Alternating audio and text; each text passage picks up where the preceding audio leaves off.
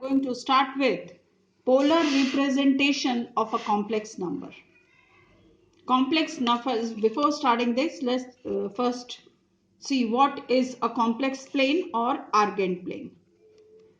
XO x dash and YO dash YO y dash be two mutually perpendicular lines known as x-axis and y-axis. Complex number x plus iota y corresponds to the ordered pair xy, like you have done in graphs or in coordinate geometry, that every point can be represented as in the form of an ordered pair. Similarly, x plus iota y can be represented as ordered pair xy. But difference here is, here this is the real part and this is the imaginary part. This is your imaginary part. So in this, here we are going to take xy plane, the two mutually perpendicular lines, where x-axis is real axis. It means that we are going to represent real part on x-axis and imaginary is y-axis. So we will represent imaginary part on the y-axis. So we'll take this. Let z is equals to 2 plus 3 iota. So this is x and this is y. So we'll take x here and y here. 2, 3. So this is 2 plus, this point is 2 plus 3 iota. So you see, every complex number can be represented in the complex plane, or this is called Argand plane, where x-axis is real and y-axis is imaginary. This is imaginary part of the complex number. This is complex plane. This is not the coordinate plane, or you can say the plane we were dealing with in coordinate geometry. Here it is same thing, but this is called complex plane or Argand plane. Now, every complex number, real part, this is represented on x-axis and imaginary part is represented on y-axis. Polar form of a complex number. Suppose this point is xy. So polar form, this is called parameters. So this is r, and the angle which this line makes is OP makes is theta. So you see, this is x, this is r cos theta, and this is y perpendicular upon hypotenuse. So this is r sin theta. So imaginary is r sin theta and real is r cos theta. So you see, x is r cos theta and y is r sin theta. And x square plus y square, r square is x square plus y square using Pythagoras theorem. X is r cos theta and y is r sin theta. So any complex number z can be represented as x plus iota y. X is r cos theta and y is iota r sin theta, where r is the magnitude of the complex number, that is modulus of the complex number, and z is equals to r cos theta plus iota sin theta is called the polar form or trigonometric form or modulus amplitude form of the complex number. And root x square plus y square is called the modulus, and theta is called the amplitude of z. So z is equals to x plus iota y.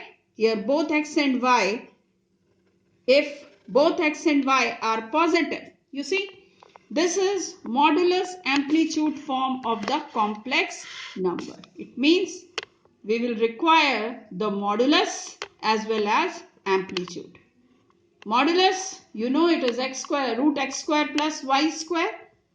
You can find it like that also, or you can find it as r square sine square theta plus r square y. We'll see in the example. Now if z is x plus iota y, x is positive, y is positive.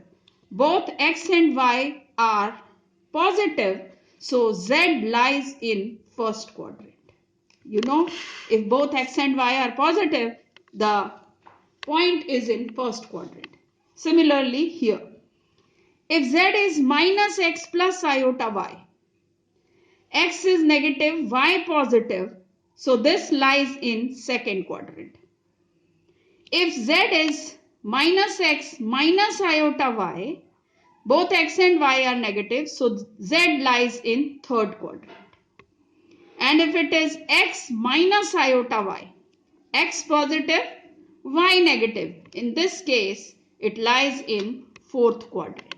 So this is how we decide the quadrant of the complex number, because quadrant is very important. That will further decide the angle. Whether the theta is in, if it is in first quadrant, then all sine theta, cos theta, tan theta are positive. Hope Pradeep sir has done this. Angles in the quadrant. Now how to convert z is equals to a plus iota b to polar form. First thing, the step 1 is to find the quadrant. Step 2, find r, that is modulus of z. Step 3, find theta. And then represent it in a plus iota b form. So let's take one example, then I'll tell you how to find the angle. Suppose z is minus 1 plus iota root 3. So x is minus 1 and y is root 3. Okay? This is your real part and this is the imaginary part of the complex number. You see, x is negative, y is positive. So which quadrant? This is the second quadrant. The z lies in second quadrant. So let's see. Second quadrant. First of all, we'll find the modulus of the complex number.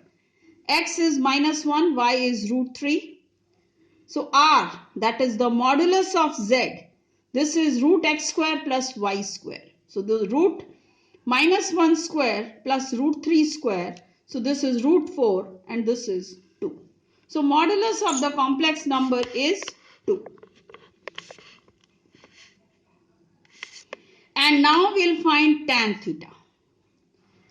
X is minus 1 means r cos theta is minus 1 and r sin theta is root 3. R sin theta is root 3. So we'll find tan theta. Tan theta is r sin theta upon r cos theta. So tan theta is minus root 3. And modulus of tan theta is root 3. We'll find the modulus of this. So means alpha is tan, this is pi by 3. Tan pi by 3 is root 3. And it lies in second quadrant. So it is theta is pi minus alpha. That is pi minus pi by 3 is equal to 2 pi by 3. So polar form of this complex number is z is equals to r cos theta plus iota sin theta. So this is 2. R is 2 cos 2 pi by 3 plus iota sin 2 pi by 3. So this is how we represent a number in polar form. Let's see something how to find the angle. Now this is working rule for finding theta. Let tan alpha is equals to modulus of tan theta. This is very important. Whether you get theta, tan theta is positive or negative, but we have to take the modulus of tan theta. That will give you alpha. That will give you alpha. In the last question you saw modulus of tan theta was root 3. So we took theta alpha as pi by 3. And now let's decide how to find the angle. When Z is in first quadrant, you see how important is quadrant. When Z is in first quadrant, theta is equals to alpha. Means both alpha and theta are equal. If you are getting pi by 3, then theta is also pi by 3. When theta is in second quadrant, when Z is in second quadrant, means x negative, y positive. In that case, theta is taken as pi minus alpha. In second quadrant, tan theta is negative. So, theta is taken as pi minus alpha. We'll take tan alpha as modulus of tan theta. So, whatever the modulus of tan theta is, we are taking positive or negative. Suppose you are getting tan theta as 1. Then alpha is of course pi by 4. That is 45 degrees. So when it is in second quadrant, it is pi minus alpha. When theta is in third quadrant, that is both are negative. X is negative and y is also negative. In that case, theta is taken as alpha minus pi. It is taken in second quadrant, it is pi minus alpha, and in third quadrant, it is alpha minus pi. And when theta is in fourth quadrant, that is theta is equals to minus alpha. So in there, when theta is in fourth quadrant, that is x positive, y negative. In that case, theta is taken as minus alpha. And when z is purely real, then theta is equals to 0 or pi. It is 0 if x is greater than 0, that is x is positive, and it is theta is pi if x is less than 0. This is when when z is purely real. And when z is purely imaginary, that is real part is 0. Here in this case, imaginary part was 0. And here z is purely imaginary. It means real part is 0. Then it lies on y-axis. The number itself, the complex number itself lies on y-axis. So in that case, if y is greater than 0, that is if y is positive, then theta is pi by 2. And when y is less than 0, then theta is taken as minus pi by 2. So these are different cases. That is when theta lies in first quadrant, then tan alpha is equals to, we always take tan alpha is equals to tan theta, modulus of tan theta. And then accordingly, we decide the angle. If it is in first quadrant, in that case, alpha is equal to theta. If it is in second quadrant, then theta is pi minus alpha. If it is in third quadrant, then theta is alpha minus pi. And when it is in fourth quadrant, theta is minus alpha. When z is purely real, then theta is equals to 0. It means it is 0 if x is positive and it is pi if it is less than 0. That is if x is negative. And when z is purely imaginary, the complex number lies on y-axis. That is y is greater than, in that case, when y is positive, then theta is pi by 2. And when y is less than 0, that is negative, then theta is minus pi by 2.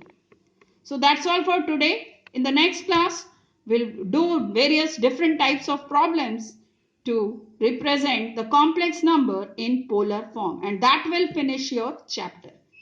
Complete your work in your classwork copies that will be checked after summer break. So that's it for today. In the next class, we'll be doing some problems. Thank you.